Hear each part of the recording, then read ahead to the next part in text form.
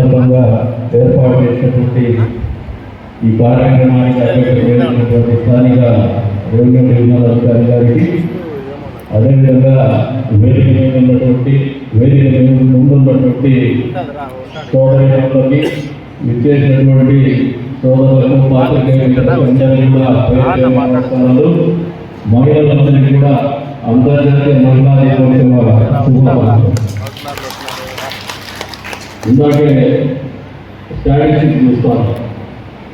ఎస్సీలో స్వయం సహాయక సంఘాల్లో 50,000 మంది ఉన్నారు. 49,000 మంది ఉన్నారు.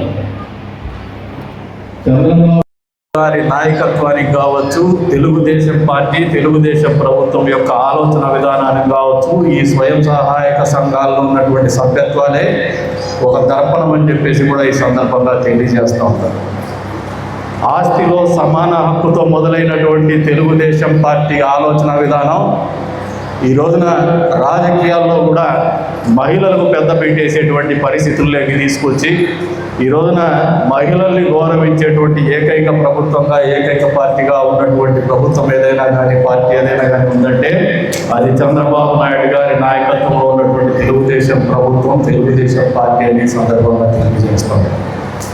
ఈసారి ఏర్పడినటువంటి కూటమి ప్రభుత్వంలో భాగస్వాములైనటువంటి పవన్ కళ్యాణ్ గారు కావచ్చు, నరేంద్ర మోడీ గారు కావచ్చు, వారు మహిళల పట్ల చూపించేటువంటి ఆలోచన విధానం అందరికీ కూడా ఆదర్శప్రాయం అని చెప్పేసి కూడా ఈ సందర్భంగా తెలియజేస్తారు.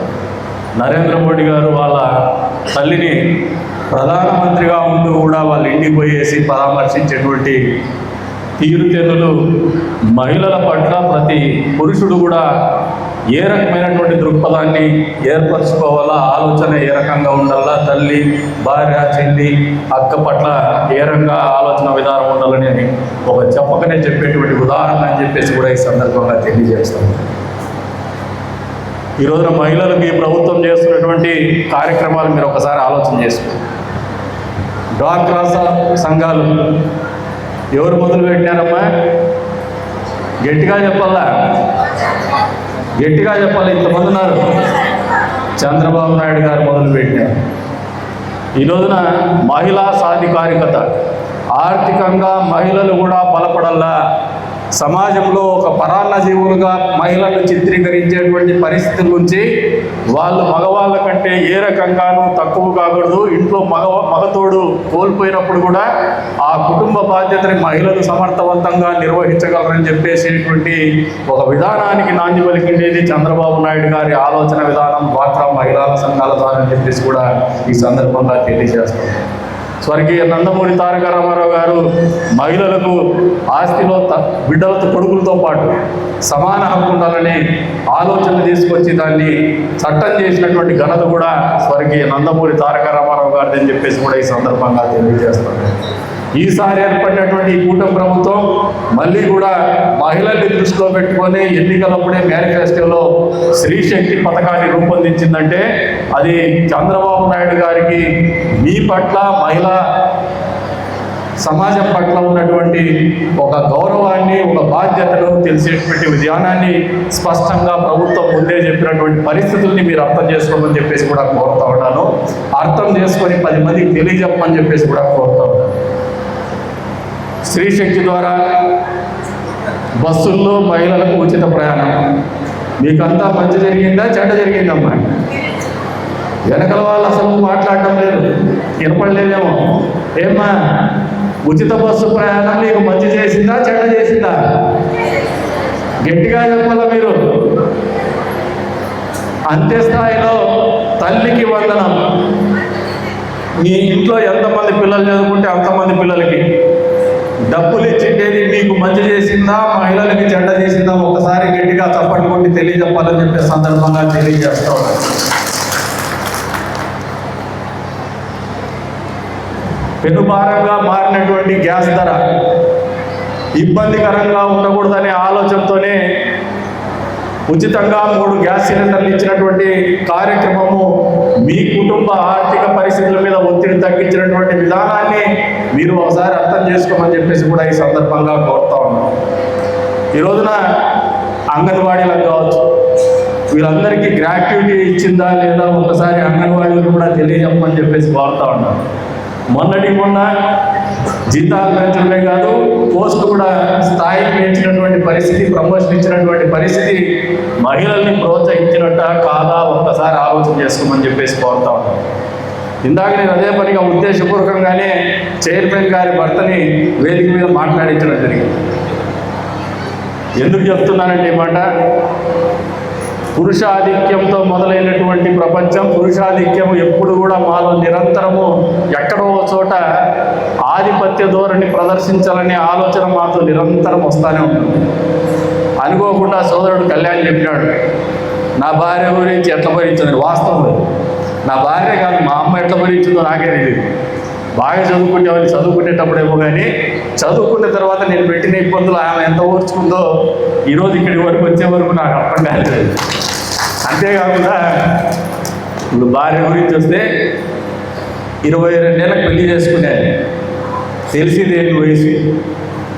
అసలు ఒకసారి వెనక్కి తిరిగి చూసుకుంటే ఆ వయసులో నేను మూర్ఖంగా ప్రవర్తించినటువంటి పరిస్థితులంతా ఆమె ఏ రకంగా ఓర్చుకుంటూ నిజంగా ఆమె కాళ్ళకి దండం పెట్టుకోవాలి. ఇవన్నీ ఎందుకు చెప్తున్నానంటే, మహిళలు అనేవాళ్ళు ఎప్పుడు కూడా పెద్ద మనసు ఉండేవాళ్ళు, ఓర్పుకు ప్రతిరూపం లేదు. నేను ఏదైనా వచ్చే జన్మ అంటూ ఉంటే పుట్టలంటే ఆడపిల్లగానే పుట్టాలి అనుకుంటా, మగవాడికి పుట్టాలి అనుకోండి. మగవాడికి మామూలుగా అతని వ్యక్తిగతమైనటువంటి స్వార్థం ఉంటుంది, కానీ మహిళలకు కుటుంబ పరంగా స్వార్థం, నా భర్త, నా బిడ్డలు, నా కుటుంబం అనే ఆలోచన ఉంటుంది. అంత పెద్ద బుద్ధి మాకు ఇవ్వాల భగవంతుడు. కాబట్టే మీరెప్పుడు ద్వైవ స్వరూపులు అని చెప్పేసి ప్రతి ఒక్కడు కూడా గమనించుకోవాలా, ప్రతి ఒక్కరు కూడా ఆలోచించాలని చెప్పేసి కూడా ఈ సందర్భంగా తెలియజేయాలి. ఎప్పుడు ద్వైవ స్వరూపులు అని చెప్పేసి ప్రతి ఒక్కడు కూడా గమనించుకోవాలా, ప్రతి ఒక్కరు కూడా ఆలోచించాలని చెప్పేసి కూడా ఈ సందర్భంగా తెలియజేస్తాం. ఈ రోజున మారుతున్నటువంటి పరిస్థితుల్లో, మారినటువంటి ఆర్థిక నేపథ్యంలో, మారుతున్నటువంటి సమాజంలో మహిళలు మళ్ళీ చదువు మీద ఎక్కువ పాటు శ్రద్ధ పెట్టమని చెప్పేసి కూడా ఈ పర్వదినాన మిమ్మల్ని అందరినీ కూడా కోరుతాను. మీ బిడ్డల్ని కూడా బాగా చదివించమని చెప్పేసి కోరుతాను. చదివి ఒక్కటే మీలో ఆలోచనలు మారుస్తుంది. జీవితంలో మీరు స్థిరపడాలనేటువంటి ఒక స్థిరత్వాన్ని మీకు అందించగలుగుతుంది, ఆత్మవిశ్వాసాన్ని అందించగలుగుతుంది. చదువు మాత్రమే మార్పు తీసుకురాగలుగుతుంది. అందుకే మహాత్మా జ్యోతిరావు పూలే కావచ్చు, ఆయన భార్య సావిత్రి పూలే కావచ్చు, అప్పట్లోనే మహిళలకు విద్య అవసరం అని చెప్పేసి నేర్పరిచినటువంటి పరిస్థితుల్ని ఎవరు విస్మరించద్దని చెప్పేసి కూడా ఈ సందర్భంగా మిమ్మల్ని అందరినీ కూడా కోరుతా ఉన్నాను.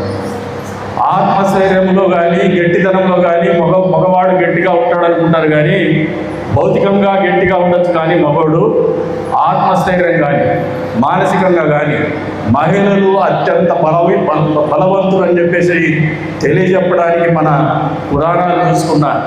ఎందుకంటే రాక్షస సంహారం జరగాలన్నప్పుడంతా శక్తి స్వరూపునే మనకు దర్శనమిచ్చింది. ఒక మంచి జరగాలన్నప్పుడు కూడా ఒక శక్తి స్వరూపుని మాతృరూపేణనే మన ముందర దర్శనం ఇచ్చింది.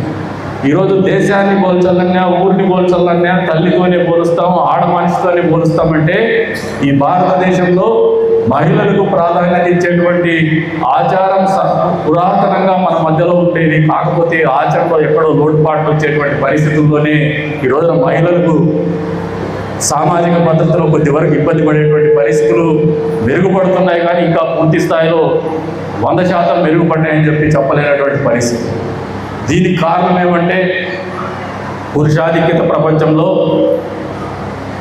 భౌతికంగా బలహీనలు ఉన్నటువంటి పరిస్థితులు కావచ్చు, లేదంటే సామాజికంగా వాళ్ళకు వచ్చేటువంటి బలహీనమైనటువంటి పరిస్థితుల్లో కావచ్చు, ఈ రోజున కూడా పురుషుల ఆధిక్యం చెలాయించాలనేటువంటి పరిస్థితులు అక్కడక్కడ తారసపడుతున్నాయి. ఇది కూడా వచ్చే రోజుల్లో 100% మెరుగుపడేటువంటి పరిస్థితులు పోవడం ఖాయమని చెప్పేసి కూడా ఈ సందర్భంగా తెలియజేస్తున్నారు.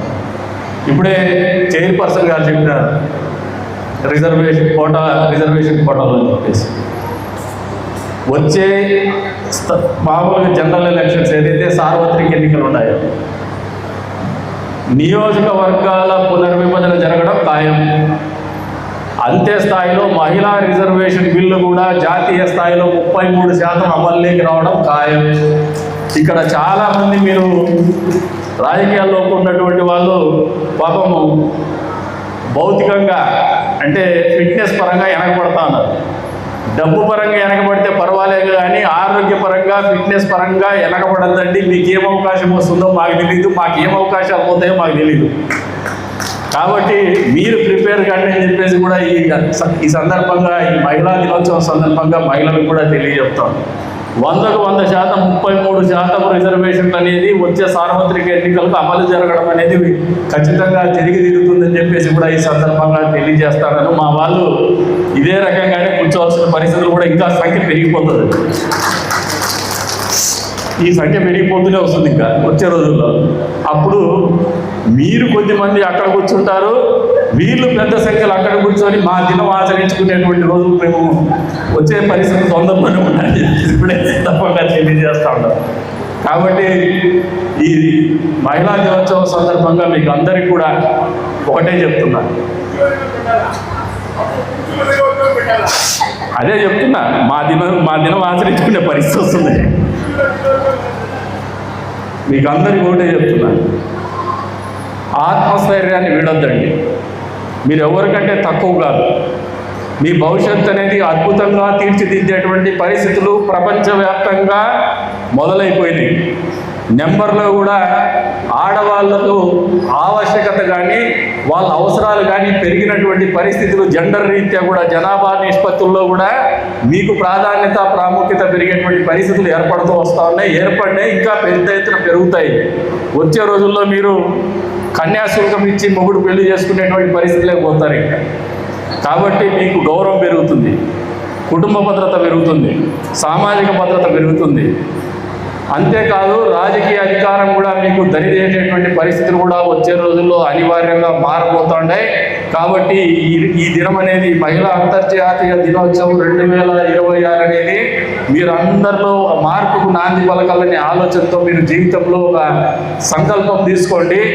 ఖచ్చితంగా అన్ని రంగాల్లో మగవారి కంటే పురుషుల కంటే మేము మెరుగైనటువంటి పరిస్థితుల్లో రాణించాలని ఒక పట్టుదలతో ఒక సంకల్పం తీసుకొని మీ జీవితంలో ఒక కొత్త తరాన్ని ఆచరణలోకి తీసుకురమ్మని చెప్పేసి కూడా మిమ్మల్ని అందరినీ కూడా కోరుకుంటూ మరొకసారి మహిళా అంతర్జాతీయ దినోత్సవ శుభాకాంక్షలు తెలుపుకుంటూ సెలవు తీసుకుంటున్నాను. జై హింద్.